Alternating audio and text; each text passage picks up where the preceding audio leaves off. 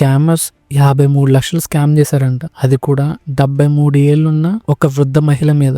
ఆవిడ కూడా ఒక గవర్నమెంట్ రిటైర్డ్ ఎంప్లాయ్. అసలు ఏం జరిగిందంటే, ఒక రోజు ఆమె ఇంట్లో ఉన్నప్పుడు హైదరాబాద్ సైబర్ సెక్యూరిటీ నుంచి కాల్ చేస్తున్నామని చెప్పి కాల్ చేశాడు. అప్పుడు ఆమె ఫోన్ లిఫ్ట్ చేసింది.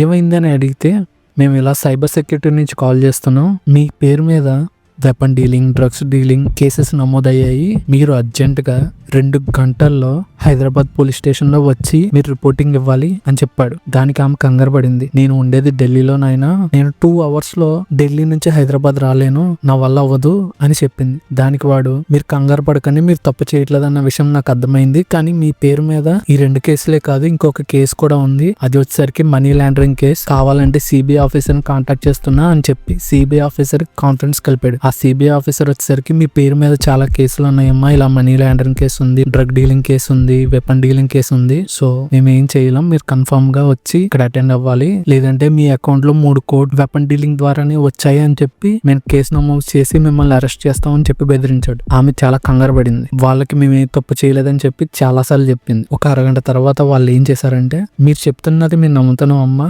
కానీ మేము అంతా చెక్ చేసాక చెప్తాం, సో అప్పటి వరకు మీరు మాతో కాంటాక్ట్ లోనే ఉండండి, వేరే ఎవరికి కాల్ లో కనెక్ట్ అవ్వకండి అని చెప్పి కంటిన్యూస్ గా 5 days పాటు ఆమెను అలాగే కాల్లో మాట్లాడుతూ, వీడియో కాల్లో మాట్లాడుతూ అలాగే ఉంచారు. ఇన్ని రోజులు అలా జరిగేసరికి ఆమె భయపడింది. అప్పుడు స్కామర్స్ ఇదే మంచి సమయం అనుకుని ఆమె బ్యాంక్ అకౌంట్ డీటెయిల్స్ ఇవ్వమని అడిగారు, వాటిని సేఫ్ గా ఉంచడానికని. అంతే, 73 లక్షలు లేపేశారు. తర్వాత జరిగిందంతా ఫ్యామిలీకి చెప్పింది. ఫ్యామిలీ మెంబర్స్ కంప్లైంట్ ఇచ్చారు, కానీ ఈలోపే డబ్బునంతటిని కాజేశారు. స్కామర్స్ రోజు రోజుకి ఓ కొత్త పద్ధతిని కనిపెడుతున్నారు. మనమే జాగ్రత్తగా ఉండాలి, మన పక్కన ఉన్న వాళ్ళకి కూడా మనమే జాగ్రత్త చెప్పాలి. ఈ వీడియో కనుక మీకు నచ్చినట్లయితే లైక్ చేయండి, షేర్ చేయండి, కామెంట్ చేయండి, సబ్స్క్రైబ్ చేసుకోవడం మట్టుకు మర్చిపోకండి.